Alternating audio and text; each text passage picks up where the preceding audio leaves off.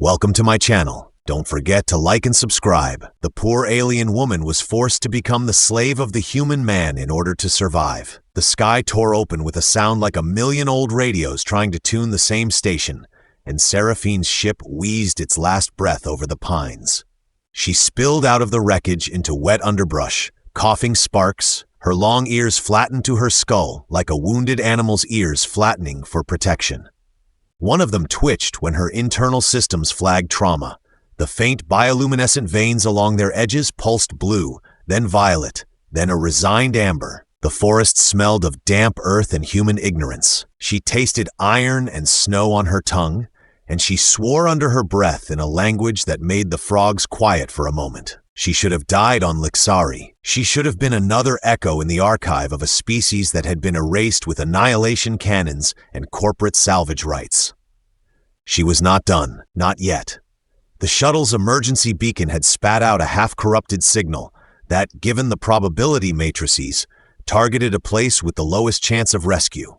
A human backwoods zone where the top local threat was a raccoon union riot over the best dumpster. Marcus Hayes was in the middle of a Sunday ritual, arguing with a coffee machine that wanted to be a toaster, and swearing that the forest had finally stopped stealing his Wi-Fi. He heard the crash as a ridiculous punctuation mark, a sound that should have been followed by something mundane. A deer falling off a cliff, a satellite dropping a grocery delivery, a bored teenager with illegal fireworks. He did not expect a woman with ears like the pointy prototypes from an old comic book to crawl out of a smoking crater, drag herself up with grace that reeked of aristocratic training, and promptly offer herself at his feet. She was sprinkled with ash and cosmic dust, her hair tangled into something that looked like it had been styled by a cyclone and a philosophy major. Her skin was a pale, warm olive that caught light oddly at the edges, and her eyes were the color of storm water, sharp and tired. Her ears, though, long enough to tuck behind her shoulders if she felt fancy, quivered slightly as she spoke. "I pledge myself as your slave," she said in perfect English, which sounded like someone had translated etiquette manuals and poetry at the same time. "Protection in exchange for servitude. I know how to sweep, cook where necessary. Your refrigerator seems to respond to sarcasm, and I can disable any drone with a moderately sarcastic comment." Her voice held the cadence of someone who had commanded fleets and recited elegies. The word slave landed in the air like a bad joke someone had insisted on telling at a funeral. Marcus stared. His cabin door was open, his dog-eared "Do Not Feed Alien" sign tilted obnoxiously. He kept a folded rifle under the couch, a relic from ghosts that still paid him in uneasy dreams. "You're either the worst cosplayer I've ever seen, or I need to stop drinking that mystery shipment of energy drink from the survivalist group," he said. He was not prepared for the absurdity of the moment. He didn't have a protocol for alien woman unilaterally offering fealty because she's being hunted by interstellar bounty hunters on his laminated wall of life choices. Seraphine's ears flicked. The bioluminescent threads along them flashed an embarrassed pink. "I am not a cosplayer. I am Seraphine of the House Vra, last surviving emissary of the Lixari," she said, which was a mouthful and very dramatic. "I did not choose this." Marcus rubbed his eyes. "You're saying you didn't choose falling through my roof? You chose to hide the fact that your roof is actually the top of my crash site. Geography is relative here." Her humor was dry like old crackers dipped in cosmic irony. He squinted at the glint on her shoulder. A silver pattern pulsed just beneath the skin. Delicate wrong, an embedded sigil that looked like a map folded into itself. He reached out, his hand hovering. "What's that?" "Locator beacon," she said. Understatement was her armor today. "It also sings lullabies when you poke it." "Don't poke it. It's sensitive about being a relic." The forest stilled. Somewhere to the east, something metallic beeped, and a small drone zipped past a treetop, its optics catching the shimmer of alien tech. Marcus cursed softly. "You brought company." She looked toward the tree line, and for a second she allowed herself the small cruelty of irony. Of course, would a story with an alien fugitive be complete without assassins in chrome suits who think knocking is too invasive? Her ears flattened, not in fear, but in the acknowledgement that survival had always been a performance. "I can hide us for a limited time. I can also cook something resembling stew if you supply protein and permission." Marcus sighed, because the alternate had been dragging the alien back to some government black site and pretending he hadn't just accidentally signed up for interstellar complication. He could call it in, he could turn her over, he could say no. The forest creaked like a jury waiting. He had seen horrors, he had seen guilt. He had also seen too many lonely evenings where the most exciting thing was a raccoon trying to get the satellite dish. "All right," he said slowly, "because sometimes the worst decisions were the ones that kept you from being bored to death. You don't have to do my dishes, but you can start by making the coffee machine stop thinking it's a toaster." And he held out his hand warily. "Don't call yourself a slave. Call it temporary guardianship with compulsory chores." Seraphine's ears twitched. The bioluminescence settled to a cautious green. She extended a hand, slender and warm. "Temporary guardianship with compulsory chores," she repeated, tasting the phrase like someone would taste a new wine. "Very well, Marcus Hayes. I am at your service." For now, the drone's distant buzz turned into a fleet of fading blips as the canopy swallowed their trails. Marcus, half amused, half worried, took her inside. The cabin smelled of old coffee and stubborn silence. He closed the door, not locking it. Habits were for people who believed in permanence. Seraphine, already scanning the place with an adaptive gaze, muttered, "You know, your books are in alphabetical chaos. I can fix that after we deal with the hunters." Marcus dropped into his chair, loaded a mismatched mug, and watched her move with quiet competence. He wasn't sure whether he was babysitting a refugee, negotiating with royalty, or about to become the protagonist of a bad galactic memoir. Outside, the forest whispered, and a distant star flickered, an unknowing witness to the start of something that neither of them had chosen, but both would soon be tangled in. Marcus found Seraphine crouched in the kitchen, locked in what could only be described as mortal combat with the coffee machine. The device was hissing defensively, blinking error 432 insufficient humanity.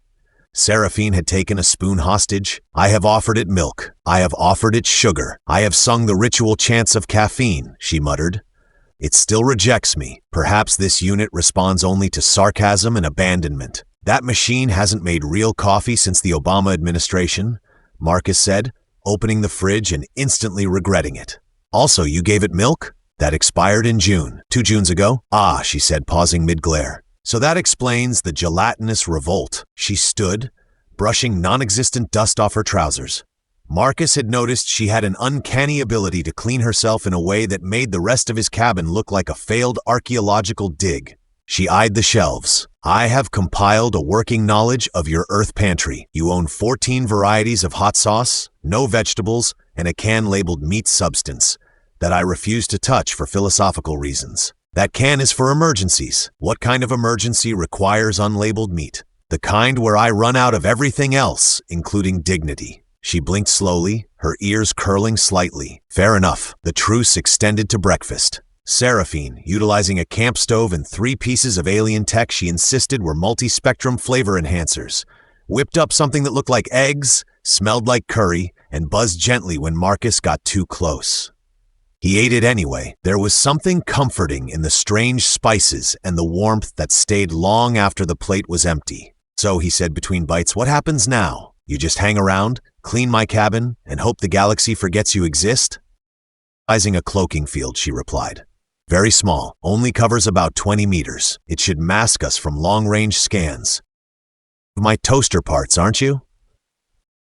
It was an unstable fusion of optimism and nihilism. It had to go. Just leaned back. "I liked that toaster." During thunderstorms, settled between them, one that wasn't uncomfortable so much as lopsided. She moved through the cabin like she was trying not to take up space, but her presence reshaped the air. Her hair fell in loose, tangled waves over her shoulders, sometimes glowing faintly when she got too close to the microwave. Her ears were more expressive than her face. They signaled when she was concentrating, annoyed, amused, or, in the case of last night, hearing through walls and mocking Marcus's snoring pattern. From him now, drinking something that she claimed was synthesized tea but smelled like roasted battery.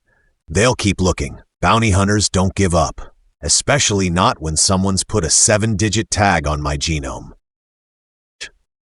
Historical artifact, to others a bargaining chip, and to a few very misguided beings I'm a symbol of hope. She sipped her drink. "They never met me in person." "So you've got a price on your head, a tracker in your shoulder, And you still thought coming to Earth was a good idea? Footnote in most galactic databases. You don't even have universal healthcare. No one expected me to come here. Elbows on the table. I can stay hidden, but if the beacon activates again, it'll bring more than hunters. It'll bring syndicates, collectors, ambassadors who smile while planning your vivisection. Window. Pine trees stood tall, indifferent. The last drone had passed during the night. He'd seen its trail fade like a star streaking through atmosphere. They had some time, maybe. Seraphine reached into her jacket and produced a small metallic disc. It hovered when released, spinning slowly. A hologram flickered to life, showing a complex web of planetary systems, each marked with colors and symbols. These are the remaining Lixari outposts, she said. Well, what's left of them? Red means destroyed. Yellow means compromised. Green, she paused. There are no green. Whistled low. That bad, huh? Well, we're diplomats, strategists. We weren't built for war, and we weren't prepared for betrayal from within. The light danced across her face, saw the moment when her confidence faltered. She looked away, covering it with a sip of battery tea. And asking myself something. Marcus said finally. Why me? Closest human when I crashed, she replied too quickly. Why not take your chances in a city? Blend in. You've got the ears, sure, but people wear weirder things at Comic-Con. She hesitated, then said, Because you didn't shoot me. He blinked. I scanned the area before landing. The probability of engagement. Most humans react to threats with hostility. Your profile was statistically unusual. You live alone off-grid? Minimal digital footprint. You also have a history of refusing orders you found unethical. She looked at him sideways. And you named your rifle Betsy, which honestly was the clincher. He grunted. Betsy's a good girl. I'm not judging. I just thought anyone who gives a firearm a pet name might hesitate before vaporizing an alien refugee. He didn't answer right away. Outside, the wind rustled through trees, carrying birdsong and the faint hum of power lines. He stared at the hologram, at the broken web of her people's exile. He had been a soldier. He had seen broken maps like this before, draped in different flags, colored in different blood. You ever think about running? He asked. I did. And then I crashed into your backyard. Marcus stood. Then I guess we'd better make sure no one crashes in after you. He reached under the floorboards, pulled out a steel box, and opened it. Inside were weapons he'd sworn never to use again, tucked beside gadgets with blinking lights he didn't remember owning. Seraphine tilted her head. You have alien tech. Marcus shrugged. I play poker with a guy named Steve from Zeta Reticuli. Don't ask. Her ears turned a faint gold. I won't, but I'm going to assume the jar labeled Steve's Chili is radioactive. It's not the radiation that gets you, Marcus said. It's the regret. She laughed, sharp and sudden, and for a moment the shadows lifted. The war was still out there. But in the cabin, with its patchy internet and passive-aggressive appliances, something like peace began to flicker. Just for a little while. The sky was suspiciously quiet, which Marcus had learned was never a good sign. Quiet skies meant someone was either planning something, cloaking something, or worst of all, marketing something. He squinted up at the thin cloud cover. You ever notice how when things go too smooth, that's when the space raccoons show up? I thought you were exaggerating about the raccoons, Seraphine said, tapping away on a thin glass-like device that hovered obediently beside her. Until I found one trying to court the generator with a handful of glow sticks. And what I think was your cologne, that's danger mist. I only use it for high-value missions and dates I want to forget. She made a note on the device. I've recalibrated the perimeter sensors. If anything with more than 3 limbs and an appetite for electrical wiring comes within 50 meters, we'll know. And if it has fewer than 3 limbs, I will negotiate, she said with a straight face. Or throw peanut butter at it. Cabin was beginning to resemble a low-budget space station. Alien shielding coils now snaked under the porch. Cloaking beacons disguised as hummingbird feeders blinked lazily in the yard. And the living room corner featured a device that looked like a lava lamp crossed with a sentient espresso machine. Marcus still wasn't sure what it did, but it hummed in a minor when he walked past, and Seraphine claimed it was crucial. He was in the middle of dismantling the coffee table to harvest a capacitor when the motion sensor blinked. Marcus checked the screen. Looks like someone's coming up the path. iPad's slow. One of them's wearing a hat that says fishing is my religion, and the other's got a fanny pack. Definitely human. Seraphine groaned. We're being invaded by civilians. Marcus grabbed his old camo jacket and sighed. That's my cousin Doug and his buddy Pete. They show up whenever Pete's ex-wife blocks his Netflix account again. I assume you've explained to them that you're harboring a highly valuable alien fugitive with genetically encrypted data strands in her bloodstream and a tracker in her shoulder. I told them I got a roommate who's allergic to dumb questions. Seraphine straightened, her ears twitching. I'll hide in the back room. No need. They're too polite to ask questions and too dumb to process answers. Entered with the urgency of a man who believed bears respected masculinity. You got any of that space jerky left? He asked. Pete followed, already eyeing the odd gadgets with the blank approval of someone whose house had a 6-foot singing fish on the wall. You redecorating, Mark? This stuff looked like the gear in that Alien movie. What was it? Space divorce? Revenge of the custody planets? Close, Marcus said. This is my new security system. Doug nodded sagely. Smart. Them city people been training raccoons to steal identities. Seraphine entered with a towel wrapped around her head, playing the part of exotic Earth roommate with a dramatic yawn. I am sorry, she said in a sleepy monotone. I was conducting a dream sequence ritual. Pete blinked. She Australian? He's from Marcus said. Seraphine added, it is a small and emotionally complicated island. Pete turned to Doug. Told you he was getting fancy. Stayed long enough to eat most of the crackers, drink half the emergency cola, and recount the same fishing story with minor variations in how big the trout allegedly was. When they left, Doug offered Seraphine a business card for his pest control/tarot reading company. Soon as the truck disappeared down the hill, Seraphine collapsed onto the couch with a groan. I would rather face laser vultures than that again. Marcus sat beside her. You held it together. I nearly lost it when the one with the fanny pack asked if I was into crystals. To be fair, Marcus said, you do emit light when you sneeze. He sighed, if I survive this bounty hunt, I'm going to fake my own death and move to a rock in the Andromeda backwater. One with no humans or fanny packs. Tossed her the remote. Until then, I think we earned some TV. She stared at the screen. Why is this called Shark Tank? There are no actual sharks, nor tanks. It's a metaphor. Metaphors are disappointingly literal. The hologram projector on the table pinged. A flickering image appeared. A human male in a sleek black suit, his eyes scanning as if he could see them through the feed. His voice was calm and vaguely British. To whom it may concern, I am Agent Whitaker. We are aware of your harboring a Class 5 interstellar refugee. You have 24 hours to surrender the fugitive, or we will send retrieval units authorized for lethal force. This is your only warning. Seraphine stared at the screen. Well, that's certainly a mood shift. Marcus stood slowly. Do you know this guy? No.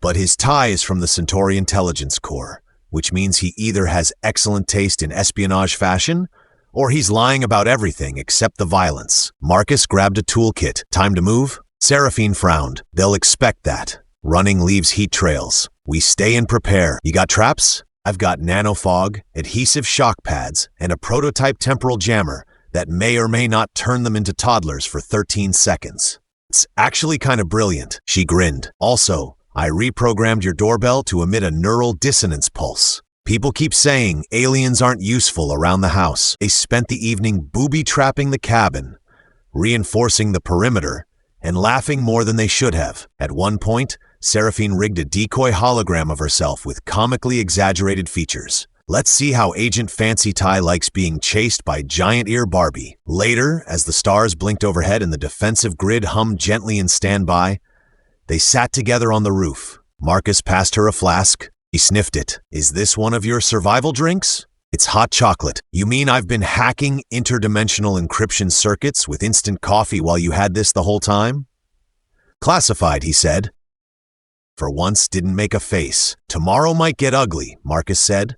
Tonight we stay human, she replied, her voice quiet. He didn't tell her that she was more human than most people he knew. He just nodded, ears glowing softly beside him. A fugitive and a soldier watching stars that had never promised them anything, yet still lit their way home. Marcus woke up to the sound of the toaster singing the national anthem again, which meant Seraphine had tried to use it as a biometric scanner. Again. Room, she stood over the malfunctioning appliance with her arms folded, wearing a scowl and a welding visor. This toaster refuses to accept my identity, she said. It thinks I'm a hostile species. That toaster thinks everyone's a hostile species, Marcus replied, rubbing his eyes. It once tried to electrocute a squirrel for looking suspicious. He lifted the visor. Well, it just tried to give me a patriotic death. Honestly, if Earth's defense systems are this enthusiastic, no wonder you've survived this long. He poured himself a mug of something vaguely coffee-adjacent and slumped into the nearest chair. You sleep? 3 hours, she said. Then I woke up because your shower made a noise like a dying moose and released steam in Morse code. It spelled out run. Yeah, that's normal. It does that when the water pressure's high. She stared at him. You live like this voluntarily? Voluntarily is a strong word. The defenses were holding. Overnight, the cloaking grid had flickered a few times, but no direct contact. Seraphine ran diagnostics every hour, muttering to herself in Lixarian when the energy spikes flared. Marcus caught only a few phrases, one of which translated loosely to, "May the stars boil your eyebrows, you inefficient particle blender." They reviewed the threat projection from Agent Whitaker. The message had embedded trackers and a hidden file disguised as a spreadsheet titled Human Snack Nutrition Survey. Inside was a schematic of a standard retrieval squad, 2 infiltration units, 1 displacer drone, and a pacification orb that, according to Seraphine, had a known glitch that sometimes confused hugs with tactical restraint. Marcus looked over the specs. So we've got 3 killer robots and a cosmic beach ball that wants to cuddle us to death? Optimistic scenario, she said. If they bring backup, we'll need to deploy the stasis pods. Pods only work on lower mass life forms. Correct. But they do make excellent distractions. Also, if you throw them hard enough, they emit a high-pitched scream that disorients nearby targets. So we're weaponizing space screaming. It's a proud Lixarian tradition. Marcus spent the next few hours wiring solar relays to the perimeter nodes, while Seraphine recalibrated the cloaking field to project illusionary wildlife. If anyone scans the area, they'll see a deer and 3 raccoons doing taxes. Marcus paused. Are the raccoons accurate? Yes. Late afternoon, the first drone appeared, sleek, dark, and buzzing like a smug mosquito. Seraphine activated the dissonance grid.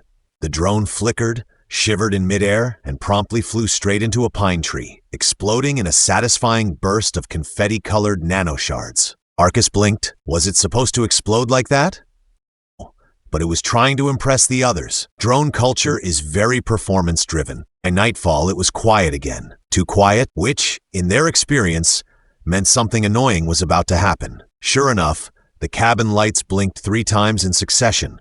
A code Seraphine had installed that meant incoming hostiles, probably with questionable fashion sense. She tapped a control panel disguised as a cutting board. The outer perimeter flared blue as 2 humanoid figures stepped into view. They wore standard extraction suits, black, sleek, and unnecessarily shiny. One of them carried what looked like a clipboard, but when zoomed in was actually a neural override spike with an unfortunate amount of ego software installed. Marcus raised an eyebrow. Clipboard guy first?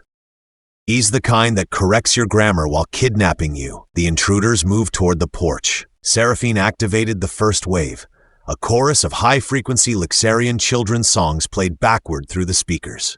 The suits paused. One staggered slightly. The clipboard shook. Marcus watched from the window. I think they're confused. Or nostalgic, Seraphine said. Those songs were banned in 9 sectors for causing hallucinations. The second wave hit. Flash pulses from the hummingbird feeders lit up the yard, temporarily overloading the suit's optic calibration. One of the agents stumbled into a bucket of electrified maple syrup.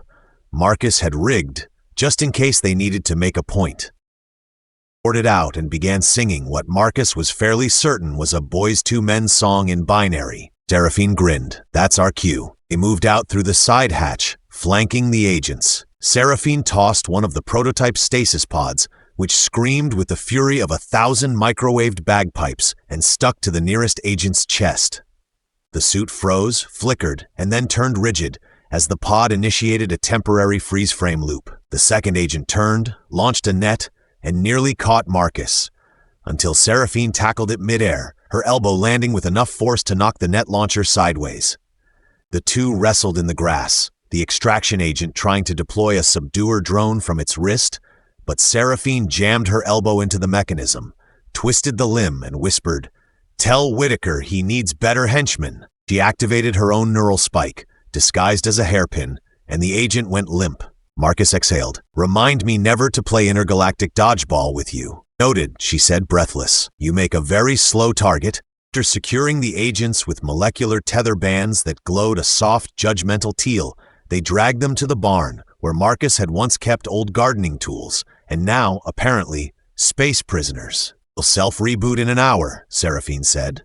"But I've scrambled their memory modules. When they wake up, they'll think they were sent here to attend a regional bake sale. You think that'll fool Whitaker? No, but it'll delay him." Confused agents make bad reports. They sat on the porch steps, bruised, muddy, and faintly glowing from residual stasis radiation. Marcus looked over. "You all right?" She nodded, "Just tired and mildly radioactive. Want a beer? Want a nap? And maybe another one of those chocolate things, with the cream in the center." "Deal. But first, you gotta promise to stop trying to turn the toaster into a biometric scanner." Promises. Laughed. The stars above blinked, distant and indifferent. For now, they were safe, or at least safer than they'd been this morning, which, given the circumstances, was practically a vacation. Marcus woke to the sound of gentle humming, low, melodic alien, and the smell of something not quite bacon sizzling in the kitchen. He followed the scent half-conscious and fully suspicious, stepping around a small orb that blinked a cheerful greeting, and then rolled away as if it had somewhere to be. Seraphine stood at the stove wearing his old flannel shirt and a pair of tactical goggles. "Good morning," she said. "I have nearly perfected your species' breakfast tradition of cooking something until it's slightly burnt and calling it flavor. That's how you know it's done," Marcus said, pouring himself a cup of coffee from a carafe that no longer sparked with existential crisis. "You're actually cooking again. That mean you've forgiven the toaster?" "I've upgraded the toaster. It now doubles as a low-yield EMP grenade and can brown 4 slices at once." He took a bite of the food. It wasn't bacon, it was something, but it was good. "You used real spices. I borrowed some from Doug. In exchange, I told him I was a cryptozoologist studying North American Sasquatch dating patterns. That explains the Bigfoot bachelor mug on the table." Humans are remarkably easy to distract with a convincing backstory and regional coffee. They ate quietly, comfortably. Outside, the forest stirred with its usual mischief. A trio of raccoons carried off a solar panel. Marcus didn't even flinch. "So," he said finally, "about Whitaker." Finn tilted her head. "He's been handled." Narrowed his eyes. "Handled how?" She held up a datapad. "There was a galactic tribunal audit scheduled for this quadrant. I may have anonymously submitted footage of his unauthorized Earth operation, including the part where his agents were defeated by a woman in flannel wielding a screaming pod and a rake." Marcus blinked. "That footage exists?" "Edited it myself. It now includes dramatic music and several freeze-frame captions. My favorite is the one that says, 'Bad decision number 4, underestimating the power of breakfast.'" He sipped his coffee. "So Whitaker's in hot water?" "Bureaucratically demoted to interspecies diplomatic training on a moon where the air smells like fermented beetles." Raised his cup to poetic justice against his, and strategic humiliation. Up slowly, with the kind of quiet rhythm born of shared chaos. Later, Marcus followed her into the workshop, formerly his garage, now half laboratory, half art exhibit of alien gadgetry. In the center stood the stasis capsule. "We're really going through with it," he said, more statement than question. "It's time. The hibernation cycle will finish what my body started. Regenerate the Lixarian memory strands. Restore what I can. Out for weeks? Give or take, depending on solar flare activity and the reliability of Earth's power grid. A wake-up override in case things go wrong." She handed him a slim module shaped like a curved shard of glass. "Also, if you push the left side 3 times and then yell something emotionally charged, it may start playing Lixarian jazz fusion. I apologize in advance." In his hand. "Why now?" "Stopped running, because I finally believe there's something to wake up for." Saw the woman who'd fallen into his backyard like a problem disguised as a comet, who'd fried his toaster, insulted his cooking, and saved his life. More than once. "You've changed," he said. "And you?" "Coffee maker that doesn't scream, a pet raccoon named Larry, and a working relationship with a fugitive alien diplomat." He shrugged. "I'd say I'm adjusting." Stepped into the capsule and settled into the reclined position with practiced grace. "You'll keep the cloaking field running?" Feed the garden interface bot? Judging my mulching techniques. Capsule hissed as it sealed, a quiet sound like a sigh. She looked up through the glass, her voice slightly muffled. When I wake up, I want 3 things. 1, a cup of that hot chocolate you keep hoarding. 2, a summary of galactic news, preferably with dramatic overreactions. And 3, Arcus waited, don't let the raccoons redecorate my room again. No promises, she smiled. The bioluminescent patterns along her ears glowed a soft green, calm and peaceful. Then the capsule dimmed, shimmered, and the hum of stasis began. Marcus stood there for a long time, not saying anything.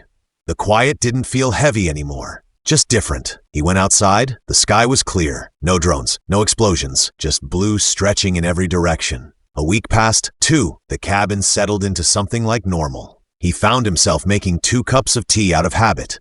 He upgraded the defenses anyway, just in case. He even wrote a list titled Things to Explain to Seraphine when she wakes up, which currently included Larry stole the garden bot, Doug thinks he saw a ghost but it was probably a cloaked supply drone, and Whitaker's replacement sends you fruit baskets. On the 44th day, the capsule hissed open. She sat up slowly, blinking against the light. Marcus was already there with a mug in each hand. Took you long enough, she said, voice hoarse but smiling. I waited, he said, offering the drink. She took it, sipped, and winced. That's not hot chocolate. I lied, it's coffee. Her ears twitched. You monster. Welcome back. She looked around, taking in the updates. You rearranged? You were asleep for a month. I got bored, and the world? Still turning. Still weird. And us? He thought about it, then said, still here. She nodded once, the expression on her face unreadable for a long moment. Then she said, so what's next? He handed her a second mug. We see what happens when a fugitive diplomat and a cranky ex-soldier stop surviving and start living. She laughed soft and low. That sounds dangerous. Yeah, he said, but you've got screaming pods,